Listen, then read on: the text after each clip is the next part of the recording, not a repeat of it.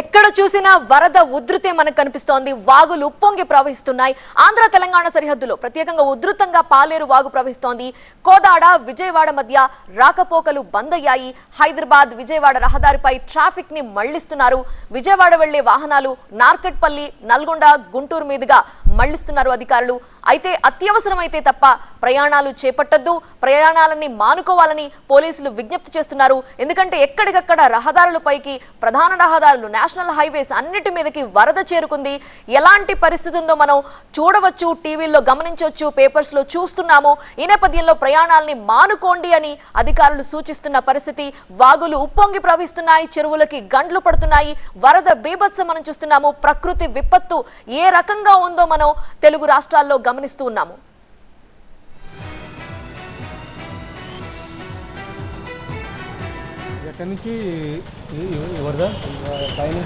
ఇది రికార్డ్ అయితే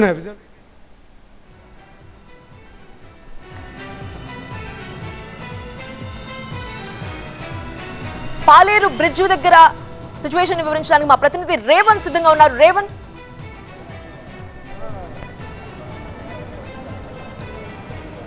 గత 3 రోజులుగా కురుస్తున్నటువంటి ఎడతెరిపి లేకుండా కురుస్తున్నటువంటి భారీ వర్షాలకైతే రాష్ట్రంలో ఉన్నటువంటి వాగులు వంకలు ప్రవహిస్తున్నాయి. దీంతో ఈ వాగులు వంకలు ఉప్పొంగడంతో పెద్ద ఎత్తున జాతీయ రహదారిపై కూడా ఈ వరద నీరు ఉధృతంగా ప్రవహిస్తుంది. దీంతో ఇది ఆంధ్ర తెలంగాణ సరిహద్దు వద్ద ఇక్కడ ఉన్నటువంటి రామపురం క్రాస్ రోడ్ వద్ద ఉన్నటువంటి బ్రిడ్జ్ అయితే తెగిపోయింది. మనం ప్రస్తుతం ఈ స్థలంలోనే ఉన్నాము, చూడవచ్చు.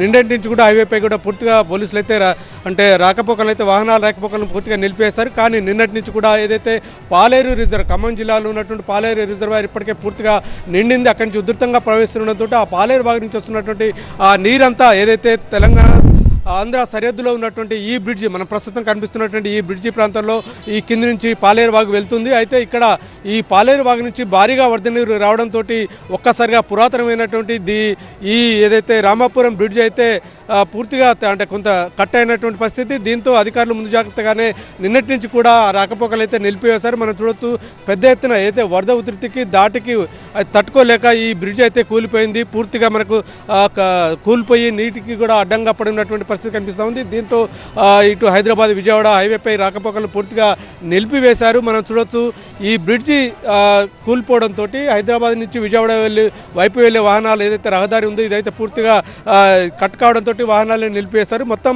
ఈ హైదరాబాద్ విజయవాడ జాతీయ రహదారి 4 లేన్లుగా ఉన్నప్పటికీ కూడా ఈ ఏదైతే పురాతనమైనటువంటి ఈ బ్రిడ్జ్ నుంచి 2 వేగా పెట్టారు. కొత్తగా వేసినటువంటి బ్రిడ్జ్ నుంచి 2 వేస్గా మరో 2 వేస్గా ఉంచారు. అయితే ఇప్పుడు ఈ బ్రిడ్జి కూలిపోవడంతో పూర్తిగా కొత్త బ్రిడ్జి మించే వాహనాల రాకపోకలను క్రమబద్ధీకరించాల్సి ఉంటుంది, రెగ్యులేట్ చేయాల్సి ఉంటుంది. అయితే నిన్నటి నుంచే కొంత ఇటు ఈ నల్లబండిగూడెం చెరువుతో పాటు పాలేరు వాగు నుంచి వచ్చినటువంటి నీరు కొంత బ్రిడ్జి పై నుంచి వెళ్ళింది. ఆ క్రమంలో నిన్నటి నుంచే కూడా వాహనాలని రాకపోకలు నిలిపేస్తారు. కానీ రాత్రి నుంచి కూడా పెద్ద ఎత్తున పాలేరు వాగు నుంచి పెద్ద ఎత్తున వాగు ఉధృతి పెరుగుతోంది. దీంతో నెమ్మదిగా ఈ బ్రిడ్జి కట్ అయినటువంటి ప్రాంతం స్లోగా ఈ బ్రిడ్జి కట్ అవుతుంది. ఇక్కడ ఈ ప్రాంతానికి కూడా ఎవరిని రాకుండా కూడా చూస్తున్నారు. పూర్తిగా బారికేడ్స్ని పెట్టి ఏర్పాటు చేస్తారు. మన విజువల్స్లో చూస్తూ ఆ తెలంగాణ వైపు ఉన్నటువంటి బ్రిడ్జి వైపు అటువైపు ఉన్నటువంటి ప్రాంతాన్ని పూర్తిగా పోలీసులు బారికేడ్స్ పెట్టి వాహనాలు కూడా రాకుండా నిలిపేశారు.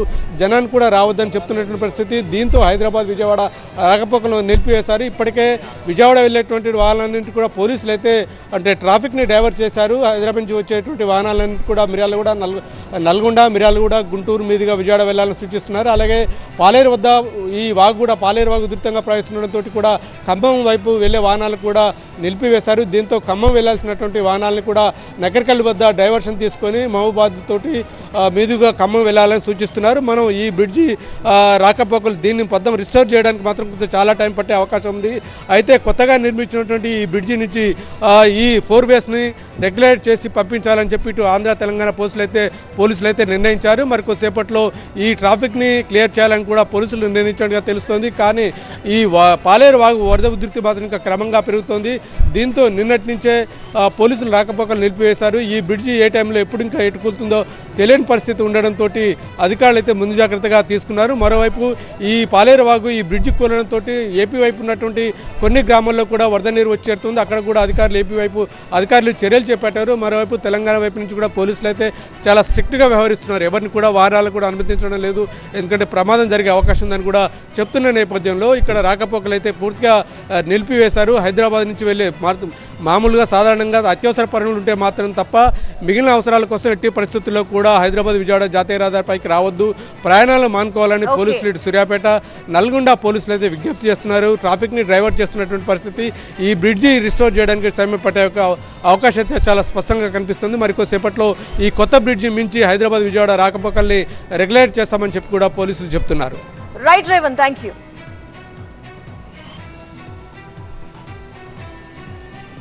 వాగులు ఇప్పుడు నదులలా ప్రవహిస్తున్నాయి. పాలేరు వాగు మునుపెన్నడూ చూడనంత స్థాయిలో ప్రవహిస్తుంది. పాలేరు వాగు ఉధృతికి హైవే బ్రిడ్జ్ కూలిపోయిన ఘటన మనం చూస్తున్నాము. దీంతో పోలీసు అధికారులు రాకపోకల్ని నిలిపివేశారు. అటువైపుగా ఎవరూ వెళ్లవద్దని చెప్తున్నారు. అత్యవసరం అయితే తప్ప బయటకు రావద్దు అని.